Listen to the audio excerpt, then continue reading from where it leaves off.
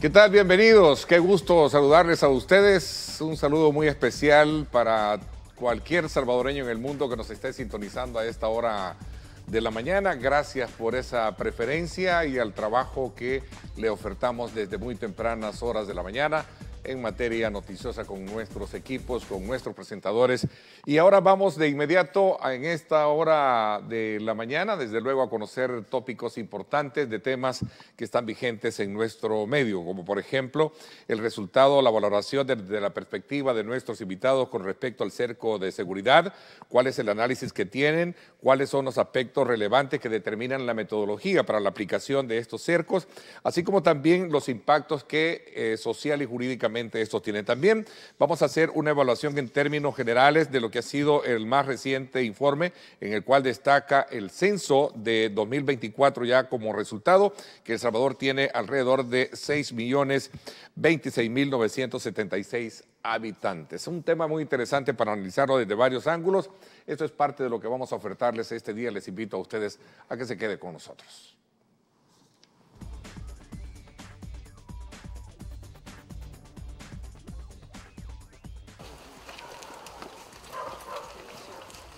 Recientemente se ha implementado un cerco militar en la colonia 10 de octubre situada en San Marcos, San Salvador Sur. Esta medida, según informaron las autoridades, busca reforzar la seguridad en la zona y reducir los índices de delincuencia. El cerco incluye la presencia de 2.000 efectivos militares y controles de acceso, lo que ha generado una variedad de reacciones entre los residentes. En paralelo, diversas organizaciones, particularmente de los sectores de salud y educación, han convocado una marcha para el próximo 23 de noviembre. Esta manifestación tiene como propósito protestar contra los despidos de sindicalistas, quienes fueron señalados por participar en una reciente marcha blanca. Los sindicatos están organizando esta movilización para exigir la revisión de estas decisiones laborales, argumentando que son injustas y que afectan a los derechos de los trabajadores. La marcha del 23 de noviembre se perfila como un evento donde los participantes buscarán hacer oír sus demandas y mostrar solidaridad con los despedidos. Se espera una amplia participación de diferentes sectores de la comunidad. Estos y otros temas serán analizados esta mañana en el programa de Diálogo 21 con Ernesto López. Reportó Jonathan Cortés.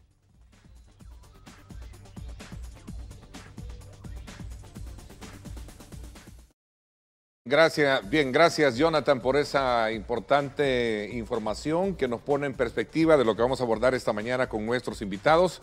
Quiero darle la más cordial bienvenida al doctor en Educación Superior, también especialista en investigación social, Walter Faguaga, sociólogo. Bienvenido, gracias por acompañarnos. Gracias Ernesto por este espacio, por la invitación, y aquí un saludo a toda la audiencia que tenemos, ya preparados para dialogar sobre diversos temas y todo lo que estamos teniendo. Muchísimas gracias, bienvenido también, licenciado en Sociología, el sociólogo René Martínez. Gracias, bienvenido.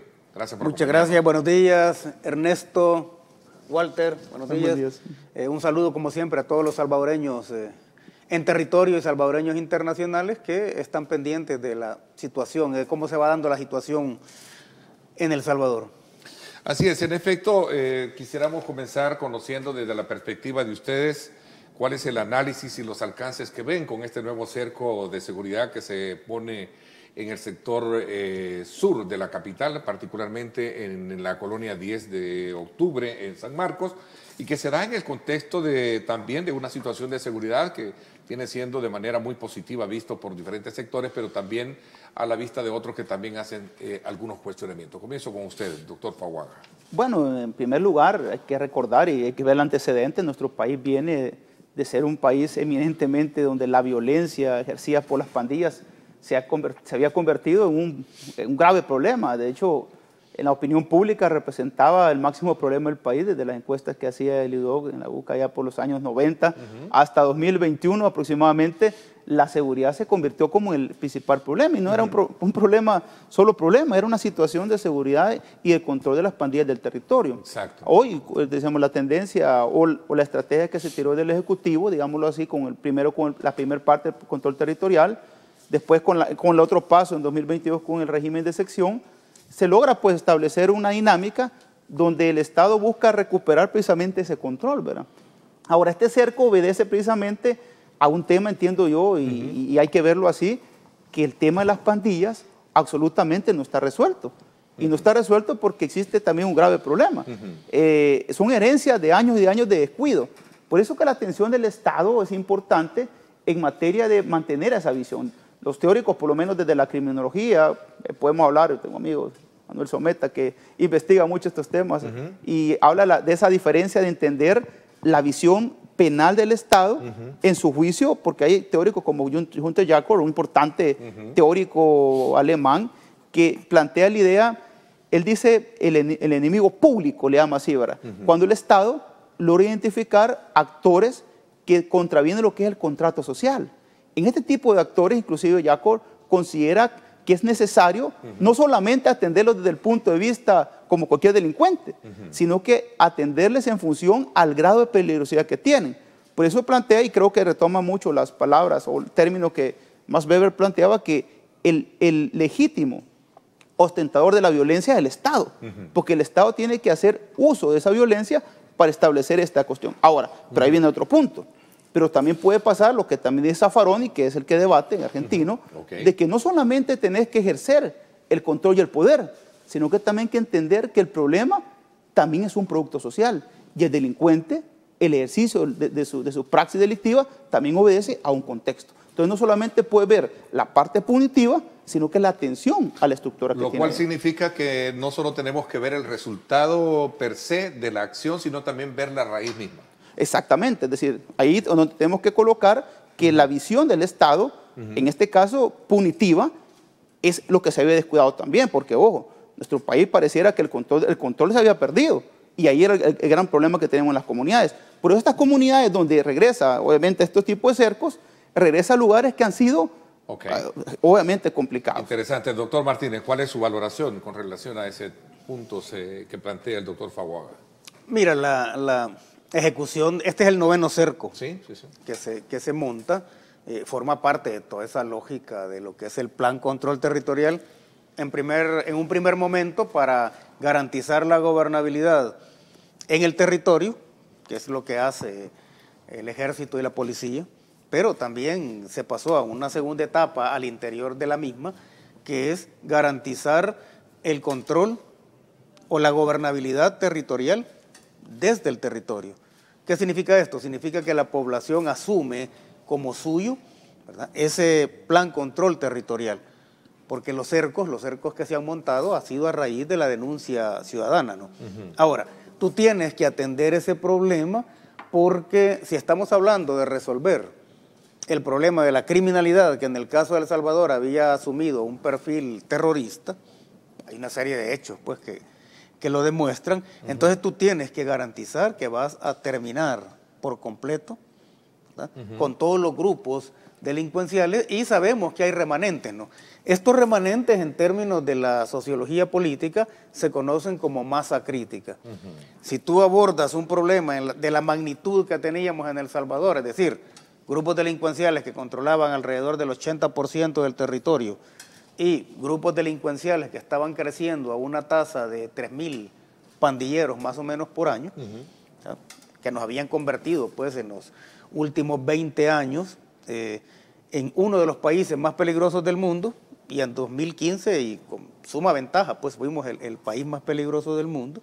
Entonces tú tenías que garantizar eso, pero no puedes dejar esa masa crítica, porque esa masa crítica es lo que otros llaman el reagrupamiento de los grupos delincuenciales. Es decir, eso lo conversaba ayer, por cierto, con el ministro de la Defensa, y me decía que el problema es que hay una especie de extensión de, digamos, como de también de esconderse, mutarse, y por esa razón es que hay que continuar con este tipo de cercos, decía él. Lo que pasa es de que la delincuencia había montado una red de apoyo, voluntaria o involuntariamente, pero tenía una red de apoyo prácticamente en todas las zonas populosas. Entonces esa red de apoyo es la que les permitió a ellos moverse durante toda, bueno, fueron 30 años, ¿no?, que son los 30 años de la gran delincuencia en El Salvador. Eso les permitía moverse, eso les daba los recursos logísticos, le permitía mantener canales de comunicación.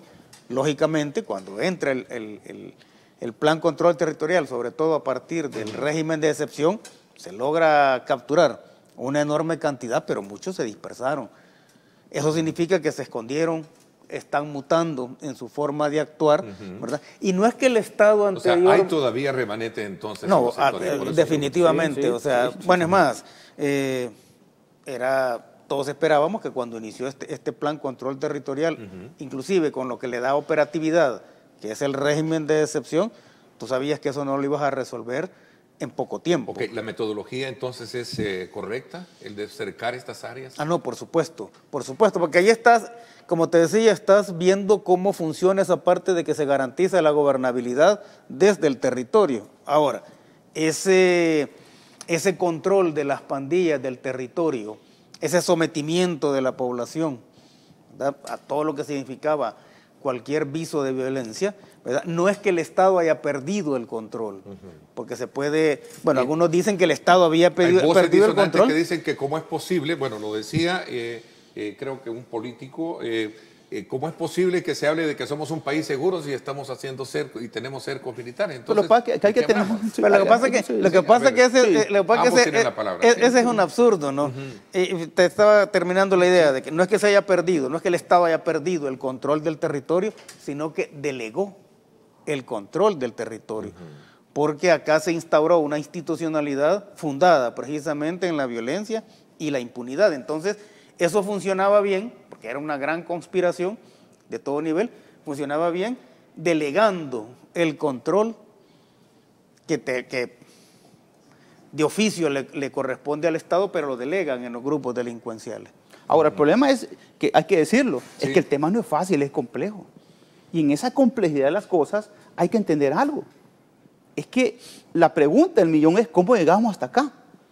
Es decir, el gobierno en turno recibió un problema, y no cualquier problema. Como sociólogo, ¿cómo observa usted que la población valora, y es innegable ver los resultados en cuanto a la materia de seguridad, pero que también hay voces disonantes que cuestionan esto? Por supuesto, tienen que haberlas, y tiene que haberlas porque hay diversos sectores que tienen una visión de la sociedad. Por lo menos en materia, pongámoslo de esta manera, el informe de Gallup.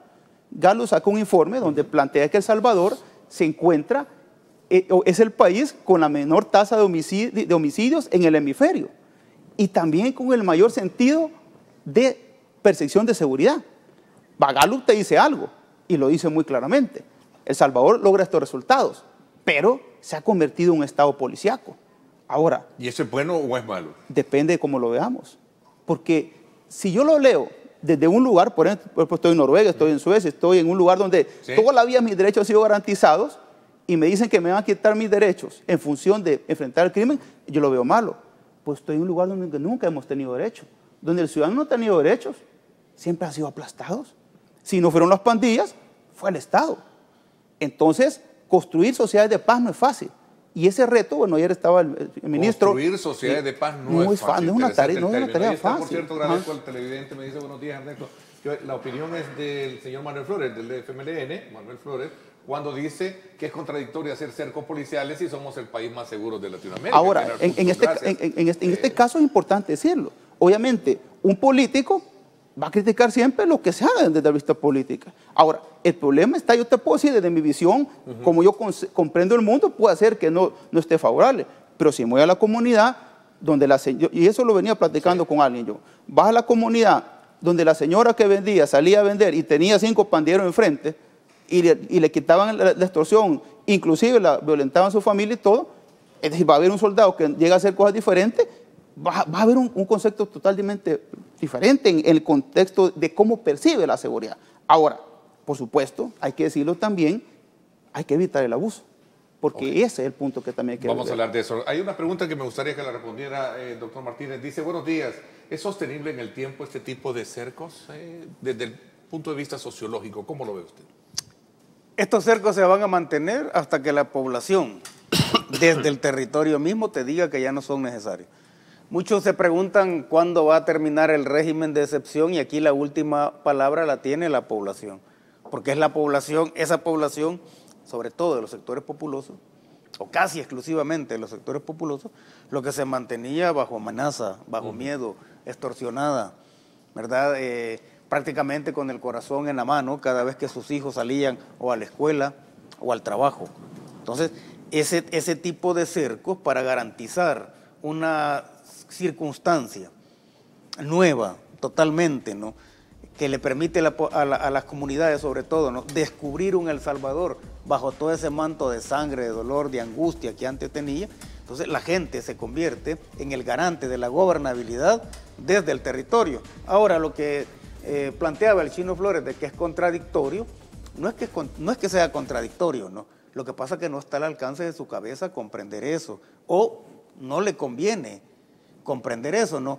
Porque tú vas a montar esos cercos de seguridad o esos cercos de extracción para garantizar precisamente todo el trabajo que ha llevado a cabo. O sea, no tendría sentido haber impulsado este plan control territorial y dejar una serie de remanentes que posteriormente podrían convertirse en nuevos grupos delincuenciales. Entonces, tienes que entrarle a eso, Ahora, la definición de Estado policíaco, o bueno, algunos hablan de sociedad militarizada, depende de la perspectiva que tú lo veas. ¿Me lo explica cuando regresemos? Perfecto. Que eso porque lo mencionaba el doctor Faguaba. Sí.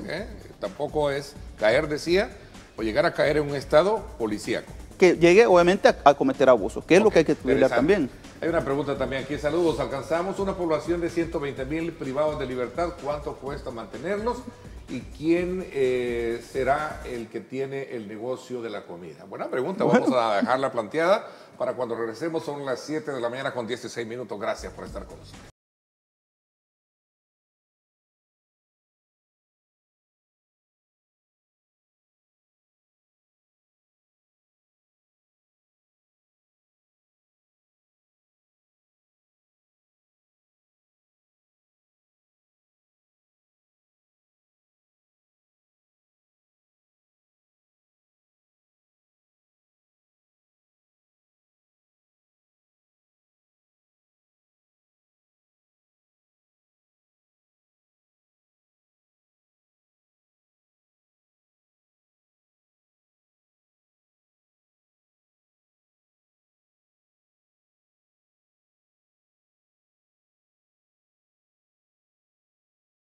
Y sobre todo porque a esta hora de la mañana siempre le invitamos a usted para que pueda saborear una taza de café, y qué rico es disfrutar de café rico, el café perfecto de la mañana. Continuamos conversando con los sociólogos René Martínez y Walter Faguaba esta mañana, y nos habíamos quedado con una pregunta planteada ahí muy interesante para ver la opinión de ustedes desde esa perspectiva.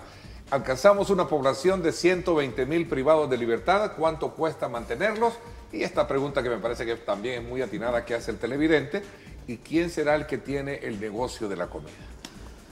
Bueno, la verdad que eso es lo que se habla en el informe Gallup. Precisamente El Salvador ha llegado a tener cerca del 2% de su población detenida, según esas estimaciones que se tienen. Ahora, hablar de negocio de la comida es un dato que había que plantearlo, lo que se ha discutido ahora, el tema del acceso a la información, ¿verdad? El tema, obviamente, de la atención en centros penales y todo eso es parte de un proceso del Estado. El Estado tiene que hacerlo. De dar esa información. Dar información, por supuesto. Estado, vamos a ver, Estado policial. Decía usted que no le parece muy bien el término. Es que depende, ¿no? Cuando tú haces ese tipo de aseveraciones, depende del punto de referencia que tengas. Y acá el punto principal es los derechos humanos de las víctimas o de los victimarios. Si tú estás hablando de derechos humanos desde la perspectiva de los victimarios, hablas de Estado policíaco, hablas de sociedad militarizada, porque estás precisamente tratando de revertir un proceso en el cual las víctimas fueron precisamente los sectores populares. O sea, ellos eran las víctimas. Sin embargo, acá teníamos montado una institucionalidad en función de garantizar los derechos humanos de los victimarios. Son ellos los que hablan de Estado policíaco, son ellos los que hablan de una sociedad militarizada, ¿verdad? Y también eso es parte de la incomprensión del hecho, porque no es lo mismo una sociedad militarizada a una sociedad en la cual los militares forman parte de garantizar la seguridad ciudadana. Son cosas muy distintas, pues. Pero acá lo que estamos viendo es precisamente cómo se ha pasado a valorar la situación desde la perspectiva, ¿verdad?, de los derechos humanos de las víctimas. Ahora, que se diga de que nosotros tenemos una tasa de encarcelamiento muy grande, eso también depende de la perspectiva, porque si lo ves desde la perspectiva de los victimarios, tú dices, hay 120,000 presos. Ahora, ¿quién les da de comer? Para mí que sería la preocupación menor de todas, ¿no? Porque el problema es que esos 120,000, ¿verdad? Que son, algunos lo usan como un dato para denunciar lo que está sucediendo en el país. Si tú lo ves desde la perspectiva de las víctimas, esos 120,000 antes eran 120,000 delincuentes. Pero depende, porque son personas detenidas, no sabes, y muchos de esos no han pasado a juicio, no sabes si realmente son delincuentes. Sí. Y aquí, es decir, un dato. Ahora, ¿pero qué te dice ese dato? Y por eso se habla del concepto de Estado policíaco. No es porque, es decir, no lo dicen aquí, no te estoy hablando de un concepto que han manejado aquí, este concepto viene de Galo, de un centro especializado en el estudio de la violencia. Ahora, y que seamos clasificados como Estado policíaco, no es que lo esté diciendo yo de aquí, sino que es hasta dónde hemos tenido que llegar para considerarse un Estado policíaco, porque, ojo, lo que vos estás diciendo. Es decir, quien sufría de manera directa el problema de las pandillas en las comunidades. Sí. Y las que nunca han tenido derecho. Por eso es importante que la función del Estado, aunque los cercos cumplen una función de represión y coerción en el tema territorial, pero viene la otra parte, que es la atención al problema. Y por eso, si no deconstruís el aparato de hacer violencia, de aquí a un par de años van a estar unos 4 secot, porque el problema del país es estructural y es heredado. Yo estoy de acuerdo en algo, es decir, el Estado tiene que atender punitivamente, porque es el que tiene el derecho legítimo al ejercicio de la violencia. Pero también viene la otra parte, que está contemplado en el Plan Control Territorial, se ven algunos visos, pero es el tema de la integración que está el famoso ministerio, la recomposición del tejido social. Ahora, el régimen de sección que fue adoptado para la segunda parte de la ruptura que hubo, viene a ser una medida que va a contener, pero también hay que ver, todo ejercicio del poder del Estado puede generar afectaciones y abusos, y eso hay que poner atención. Ok, vamos a ver una pregunta. Señores, ¿no hay plan de seguridad? ¿Todo se basa en el régimen de excepción? Pregunta. No, por supuesto que no. Hay un plan de seguridad y ese plan de seguridad tiene múltiples facetas. El régimen de excepción lo que le da es operatividad a ese plan control territorial. Ahora, mucha de esa información, mucha de la información de todos los que están, o de la inmensa mayoría de los que están presos, era una información que ya tenían los cuerpos policiales, pues. Si es que nosotros mirábamos en los años anteriores cómo de repente salía la captura de un individuo y te decían que había estado preso 4, 5, 6, 7 veces por delitos de homicidio, extorsión, etcétera. Entonces uno decía, bueno, ¿y cómo que está libre? Porque precisamente se había instaurado una institucionalidad para garantizar la impunidad de ese tipo de crímenes. Entonces entraban y salían de la cárcel o de la simple detención como les daba la gana, ¿no? Entonces el plan control territorial es mucho más amplio. El régimen de excepción lo que hace es darle operatividad. Se suspenden 6 derechos, se suspenden, pues no se quitan, 6 derechos, pero cuando tú lo ves desde la perspectiva de las víctimas, esos derechos que han sido suspendidos para poder darle operatividad al plan control territorial eran unos derechos que ya habían sido expropiados por las pandillas en las comunidades, porque en las comunidades la gente no tenía libertad de expresión. O sea, aquella frase de ver, oír y callar era una supresión de la libertad de expresión de las personas que estaban ahí, de poder tener información de lo que sucedía y por lo tanto estaban sometidas. Ok, interesante. Vamos a otra pregunta. Buenos días, dice. Buenos días, Ernesto. Quítenle el régimen de excepción y se acaba toda la seguridad en el país. Esa es una tesis que tiene, que se acaba el régimen, se termina, porque el régimen es una medida que está en la Constitución. Pero ese es el discurso que se le escucha mucho a la oposición. Sí, ¿no? Ahora, lo que pasa es que el régimen, es decir, obviamente es una medida, eso yo le digo a la gente, y le explico a la gente que es como aquella, en las películas sale que le dan al héroe una máquina que al momento el máximo de presión le pega para resolver todo. El problema es que el régimen de excepción representa la supresión de garantías y por eso en la lectura del Estado policíaco eso te quiere decir al ciudadano se le quitan libertades. Ahora, alguien sí, correctamente, hay una suspensión. Ahora, ¿qué es lo que pasa? Obviamente, si yo no tengo ningún problema, ando tranquilo, a mí no me va a detener, pero el problema es que este régimen llega donde la gente está estigmatizada. Disculpame, pero el régimen llega donde la gente está estigmatizada, porque la violencia es producto de años y años de exclusión y marginación, que si no lográs reconstruir nuevamente ese tejido, por eso yo quisiera ver, sí, se ven los cercos, se ven los militares, se ven los policías, pero después quisiéramos ver al personal, por ejemplo, un equipo de atención psicosocial, que era esas comunidades, porque tampoco me vas a decir que es agradable para las personas ver que su comunidad está militarizada. Si este país viene de una guerra. Pero si antes estaba asediada por delincuentes, hoy viene... es una pregunta que también habría que hacer. Ahora, pero aquí viene el debate. Es decir, hoy tenés los militares que te den a liberar el territorio, pero la reparación psicosocial, eso es importante también. Vamos a ver, es interesante ver cómo... este es el señor Martínez, desde que habla más parece funcionario por su análisis. No. Vamos a ver. Bueno, nos estamos quedando cortos con los temas porque tenía acá también que tiene que ver mucho con el tema relacionado con este censo de 2024, que arroja aspectos muy elementales que podemos hilvanar con este análisis de seguridad, también tomando en consideración algunos efectos de comentarios o de estímulo que genera la población a partir de las encuestas que expresan su beneplácito por la forma en cómo se ha llevado a cabo el tema de la seguridad en el país. Y que cuando uno está desde la perspectiva sociológica, hay algo que se llama la verdad pragmática. Esa verdad pragmática es la que tienen las personas que en territorio te están opinando sobre su cotidianidad.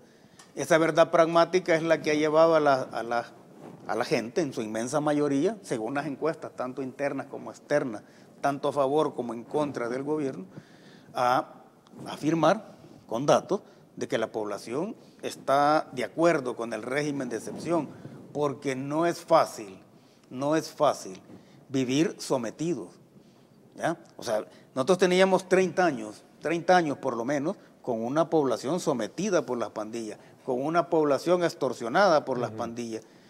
Es más, tú ni siquiera tenías derecho, ¿verdad?, a poder divertirte. Había muchas comunidades en las cuales si la familia salía un día, ponerle de paseo, cuando regresaba su casa había sido expropiada.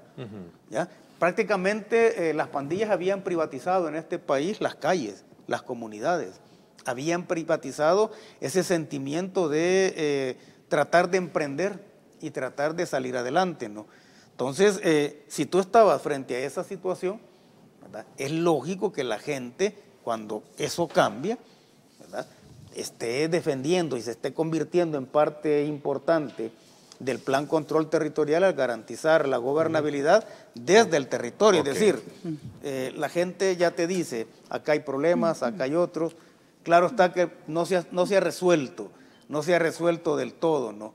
Y quienes dicen que el régimen de excepción, si tú lo quitas, se termina la seguridad, obviamente no están valorando todo lo que se avanzaba al respecto. Sí, lo que pasa es que quizás lo que sucede es de que se hace como una especie de reto, ¿verdad? Realmente el Estado en un momento determinado va a tener que resolverlo, pero el ministro me lo decía ayer, doctor Faguaga, Francis Merrill Monroy, me decía, lo que opine la gente, decía así de manera textual, lo que opine la gente fracasada en materia de seguridad que estuvo antes de nosotros, nos tiene sin cuidado, ¿verdad? Por supuesto, es que mire, lo que tiene la gestión ahora, y es una realidad incómoda para quien critica, que están los resultados. Posiblemente se pueden debatir los métodos, pero los resultados los tienen. Ahora bien... Y eso es positivo para el país. Pues la predicción de la gente, sí. Ahora, si vemos ya los métodos, podemos observar, y él decía también en la entrevista, se pueden escuchar opiniones, decía, se puede valorar. Y para mí una de las cosas que es importante valorar es también la posibilidad que si vamos a atender la violencia en la parte punitiva, también la veamos en la parte preventiva. Bueno, el ministro de Justicia y Seguridad también en su momento dijo a un equipo de Telenoticias Megavisión frases como todo aquel que pretende emular o reagruparse alguna de estas clicas, dice, o reagrupar alguna de estas clicas, programas u organizaciones, va a recibir la fuerza del Estado salvadoreño. Ahí creo que está en pantalla. Ahí está la frase. Muy bien, entonces yo creo, en los censos, una cuestión que hay que ponerle atención, que seguimos creando un modelo de concentración. Es importante pensar en la descentralización. Estamos viendo que casi que la mitad de la población está siendo concentrada. Hay que ver el territorio. Y si hablamos de desigualdades, hay que ver la visión territorial. Ok, conclusiones. Mira, en el caso del censo, lo que te hace es reafirmar una lógica de movimiento de la población. Las proyecciones que se tenían eran eso, ¿verdad? Tú proyectas la población de un país sobre la base de la tasa de crecimiento intercensal, es decir, los últimos dos censos te dan una tasa de crecimiento. Con esa tasa de crecimiento se venía proyectando la población. Ahora, las tasas de crecimiento parten de la premisa de que esa tasa no cambia, y sí ha cambiado. Entonces ya se tienen datos oficiales y se tienen más elementos para poder planificar mejor las políticas públicas, porque para eso sirven los Nos quedamos cortos para seguir en el análisis y muy interesante. Quiero agradecerles a nombre de todo nuestro público el que nos hayan acompañado y que nos hayan dado sus puntos de vista con relación a estos temas que hemos abordado esta mañana. Gracias, doctor Martínez. Al contrario, gracias a ti por la invitación, un gusto. Gracias también, doctor. Muchas gracias y saludos a toda la audiencia también. Esperamos estar pronto. Muchísimas gracias, así será, si Dios lo permite. Vamos a una pausa comercial.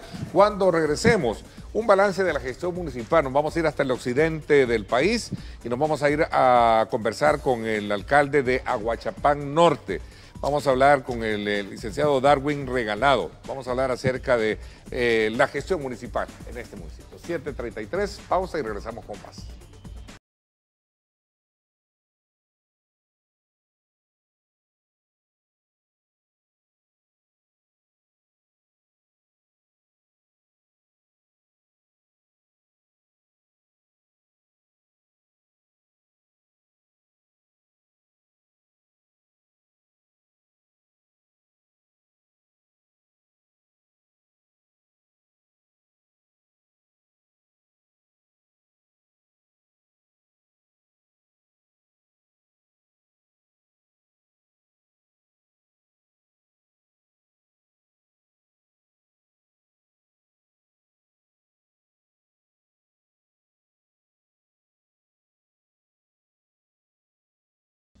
Bueno, gracias nuevamente por estar con nosotros y continuar con nuestra programación.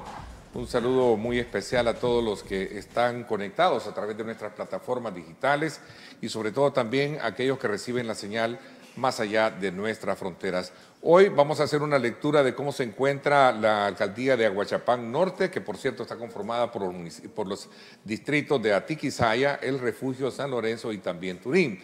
Vamos a ver y conocer una descripción en términos generales de estos primeros 6 meses en cuanto a el trabajo de desarrollo local que representa con esta nueva modalidad de municipios convertidos en distritos. Quiero darle la más cordial bienvenida al licenciado Darwin Regalado, alcalde de Aguachapán Norte. Alcalde, bienvenido, gracias por acompañarnos. No, muchas gracias, Ernesto, por la invitación. Gracias por estar acá pues por primera vez en este prestigioso canal y pues también un saludo y un abrazo a la audiencia que está ahí expectante. Es para nosotros también de mucha importancia conocer la experiencia que se ha vivido en estos 6 meses a partir de esta nueva nomenclatura, ¿sí? Este nuevo ejercicio, como lo podemos ver en este mapa del departamento de Aguachapán, 3 municipios, en el caso muy en particular, también en el caso de Aguachapán Norte con los municipios que ya antes mencionaba, Atiquizaya, El Refugio, San Lorenzo y Turín. ¿Cuáles han sido la experiencia que se ha obtenido en estos primeros 6 meses de trabajo? ¿Complejo? Muy complejo, pero de igual forma muy gratificante, ya que este nuevo ejercicio, esta nueva dinámica que pues nos ha permitido conocer más territorio, más personas y pues el acercamiento ha sido exitoso. ¿Cuáles han sido, digamos, de alguna manera las metas iniciales que se han propuesto en el ejercicio mismo de la función que a usted le toca enfrentar cuando llega, cómo recibe y cuáles son, digamos, las proyecciones que se hacen basadas en esas metas iniciales que representan sin duda alguna un cargo tan importante para desarrollarlo como es usted al frente ahora de estos otros municipios, de distritos? Bueno, obviamente siempre que se llega, digamos, a una nueva administración, una nueva alcaldía, encontramos nosotros una serie de dificultades, ¿verdad? Eso es normal. A partir del 1 de mayo que nosotros retomamos esta nueva administración, consideramos prudente iniciar con un proceso primero de planificación a lo largo y ancho del nuevo municipio y lo más primordial fue abrir los espacios y hacer una consulta ciudadana, ¿verdad?, en todos los territorios, el acompañamiento con las personas para obviamente hacer el diagnóstico y pues llegar a conocer, ¿verdad?, de primera mano las necesidades que tienen los ciudadanos en este momento de Aguachapán Norte. ¿Qué aspectos de gestión han sido más desafiantes a su criterio? ¿La parte financiera? ¿Cómo llegó? ¿Había un orden? ¿Había, como decimos así, a buen salvadoreño, había dinero en la caja chica para trabajar? Es que yo creo que esa es parte de la naturaleza cuando una administración de alguna manera se retira, casi nunca dejan finanzas. O encontró vaciada las arcas y aparte de eso endeudada la alcaldía. Sí, eso ha sido uno de los problemas que hemos tenido. Sí, claro. Bueno, los 3 distritos, estoy hablando de Atiquizaya, San Lorenzo y Turín, el distrito de Villa del Refugio, que era el que yo administraba en el ejercicio anterior, sí lo encontramos con deudas exuberantes, tal es el caso en el distrito de Atiquizaya, pero quizás con más énfasis San Lorenzo y Turín, donde encontramos unas deudas demasiado grandes, compromisos con proveedores que hasta el momento pues hemos iniciado ya, ¿verdad?, a resolverles, el transporte, ¿verdad?, colapsado, y así una múltiple de situaciones pues que de alguna manera entorpecen, ¿verdad?, el inicio de una nueva gestión.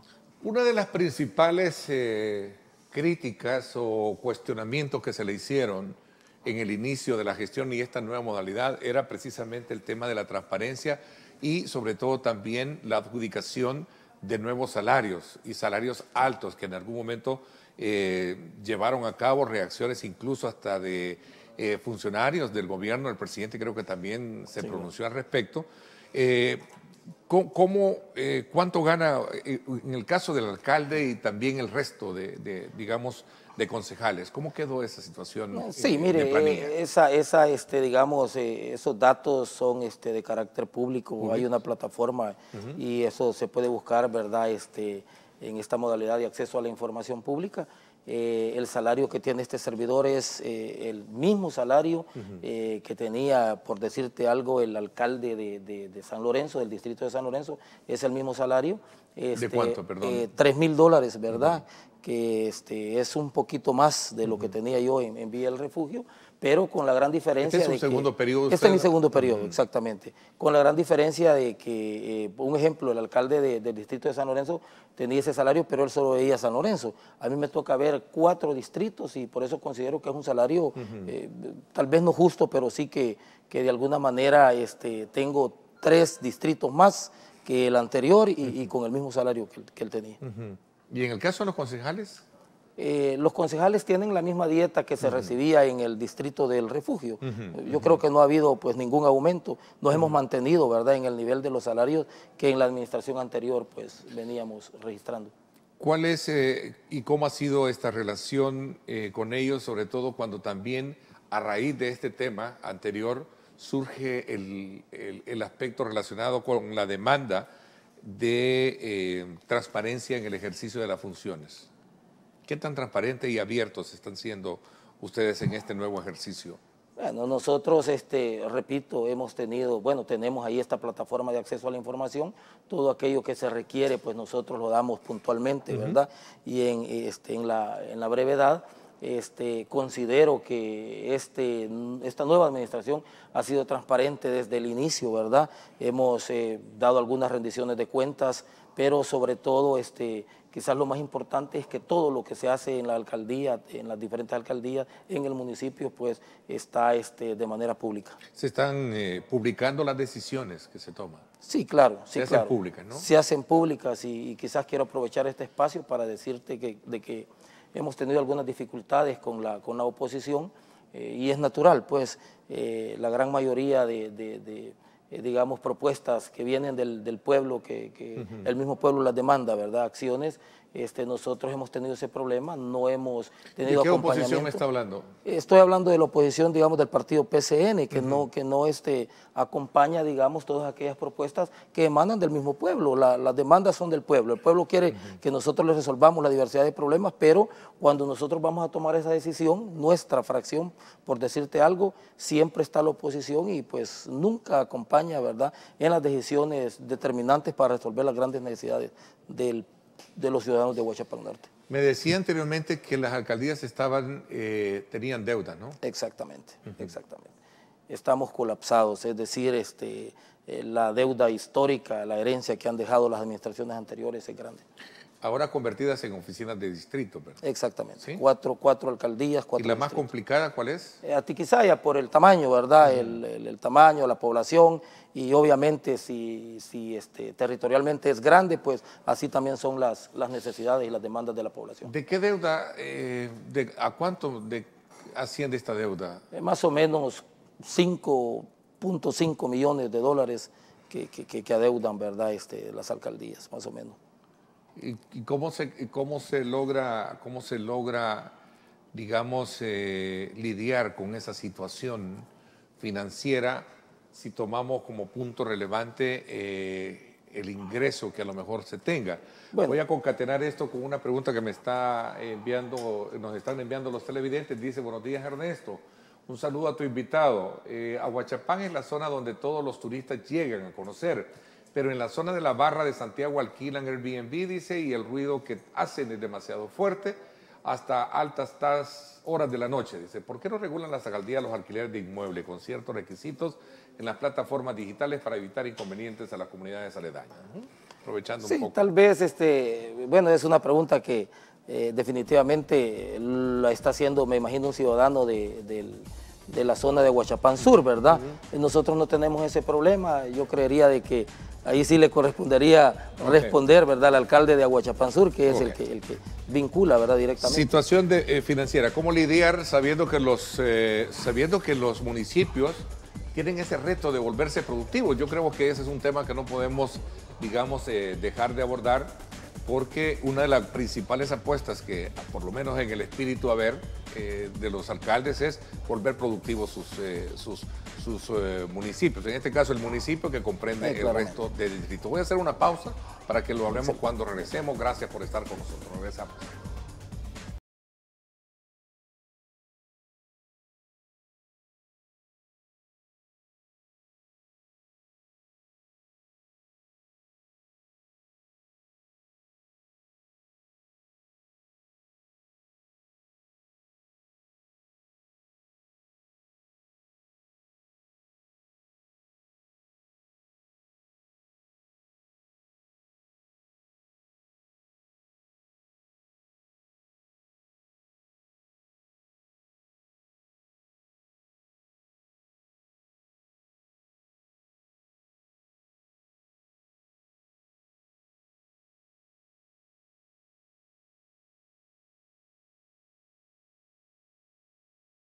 Bueno, gracias nuevamente por estar con nosotros. En el tema muy en particular de cómo volver productivos en los municipios, ¿qué proyectos tiene dentro de su agenda que permita en este momento el habitante de los distritos que le toca administrar poder de alguna manera saber, bueno, a esto le está apostando la alcaldía, ¿no? Bueno, hay una serie de proyectos emblemáticos, como yo lo he dicho siempre. Esto vincula a todos los sectores, ¿verdad?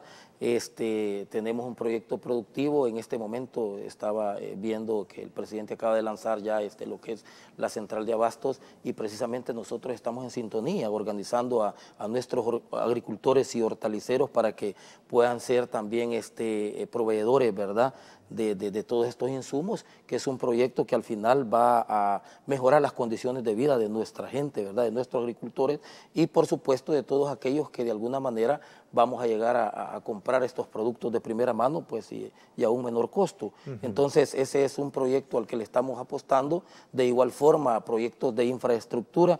Yo siempre he dicho, las comunidades rurales han sido las que han pagado el pato acá, pues, es decir, que han sido las comunidades más golpeadas. Podemos tener nosotros en este momento casi el 90% de caminos rurales en pésimas condiciones. Entonces, este servidor, junto a la fracción, ¿verdad?, a la que yo, pues, de alguna manera represento, hemos iniciado ese proceso de dignificación a las familias del área rural, primeramente mejorando sus accesos en 2 frentes, ¿verdad?, con maquinaria pesada, y es una deuda que siempre han tenido, pues, una demanda de la población, de los ciudadanos.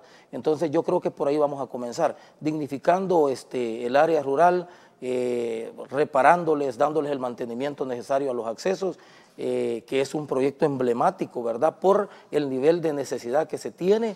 Además de eso, tenemos proyectos, por ejemplo, en el distrito de Atiquizaya y Turín, que de toda la vida han padecido del desabastecimiento del agua potable, y pues quiero anunciarles que en los próximos días vamos a iniciar la perforación, la ejecución del proyecto de un pozo que va a abastecer al distrito de Atiquizaya, a todos los ciudadanos del distrito de Atiquizaya, de igual forma los ciudadanos del distrito de Turín. Con esto vamos a saldar una deuda histórica que tenemos en estos dos distritos, ¿verdad?, en el tema del desabastecimiento. Quiero comentarle a los ciudadanos que hasta este momento hemos logrado la regulación en el distrito de Atiquizaya y de igual forma en Turín, porque desde el refugio se están haciendo algunas maniobras para que podamos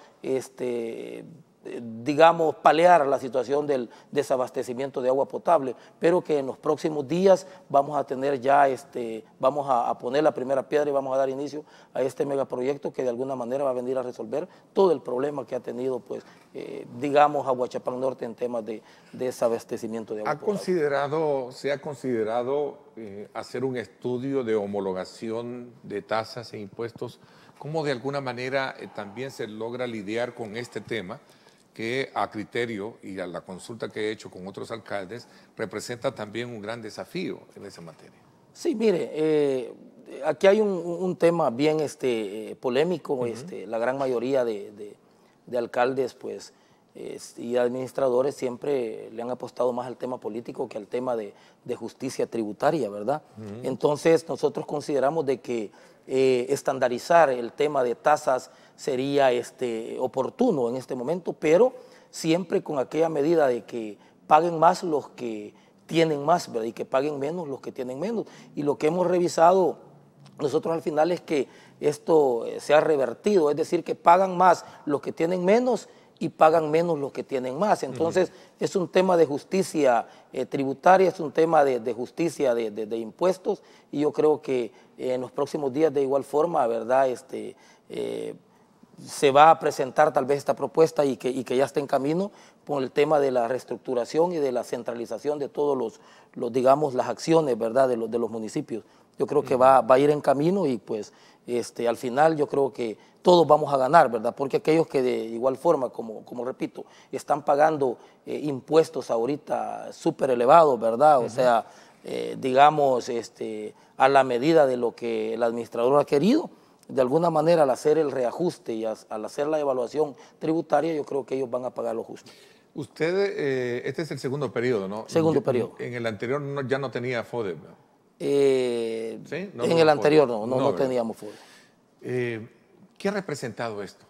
Usted, bajo esa misma lógica y el interés que tiene por satisfacer la demanda de sus habitantes, ¿cree usted que es necesario, digamos, replantear ese tema del FODES? Lo que pasa es que el tema del FODES ha sido un tema más de morbo que de otra cosa. Okay. Yo te voy a decir algo. Cuénteme yo siempre he dicho, y lo voy a repetir acá, ¿verdad? Son consejos de nuestros abuelos, decían de que lo que a la vista está no requiere anteojos.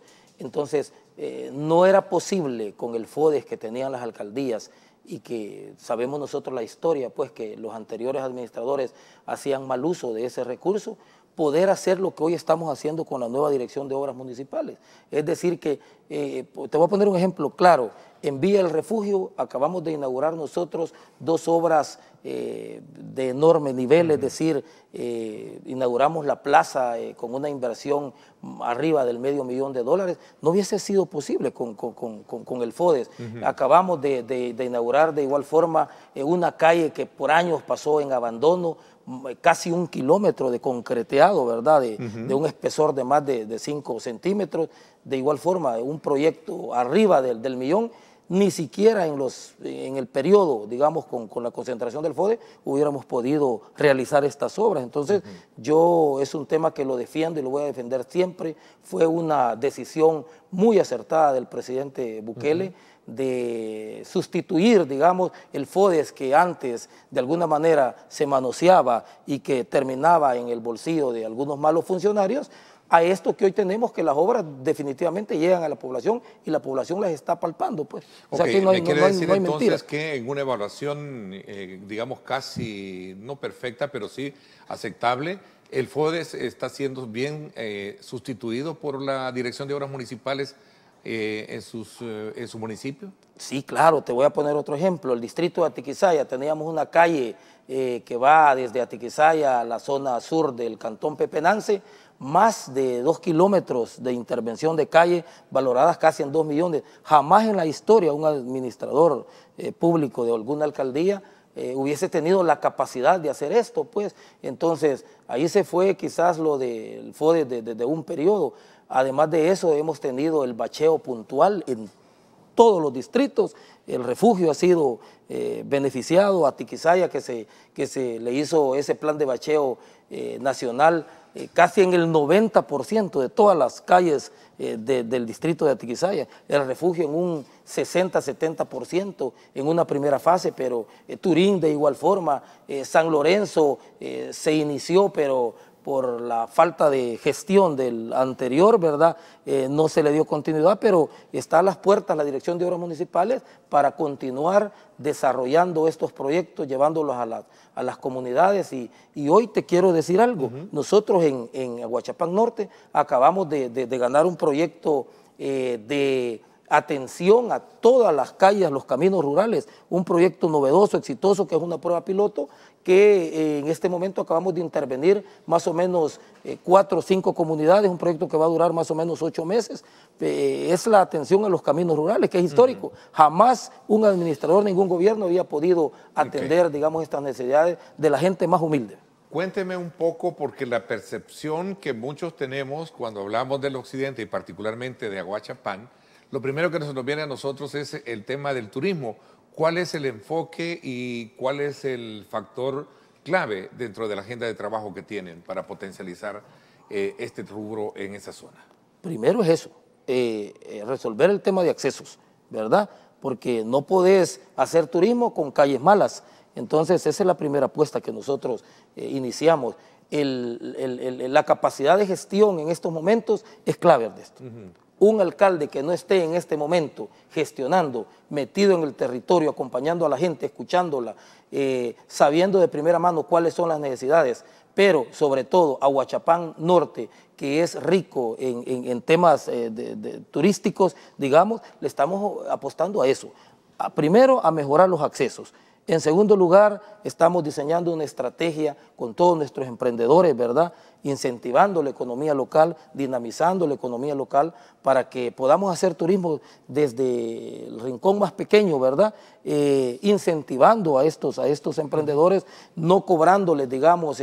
¿Corresponde algún lugar emblemático dentro de sus distritos? Sí, Atiquizaya es muy rico en turismo, San Lorenzo igual, tenemos el río San Lorenzo, Atiquizaya, el Salto de Malacatiupán, las piscinas de San Lorenzo. Tenemos una diversidad de espacios en donde los salvadoreños podemos ir a hacer petróleo entonces?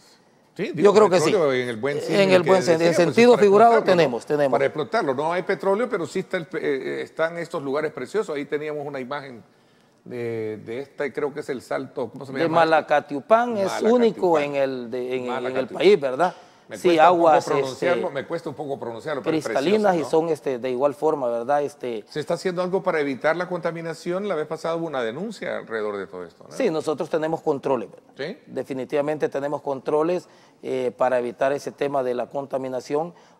Bueno, otra de las apuestas ha sido mejorar la recolección de basura, que también afectaba el municipio de Aguachapán Norte, y podemos decir que el tema de la recolección y la disposición final de desechos sólidos está controlada en el municipio. Ok, ha sido muy provechosa su presencia para conocer qué se está haciendo precisamente en estos distritos que comprende Aguachapán Norte, Atiquizaya, ¿verdad?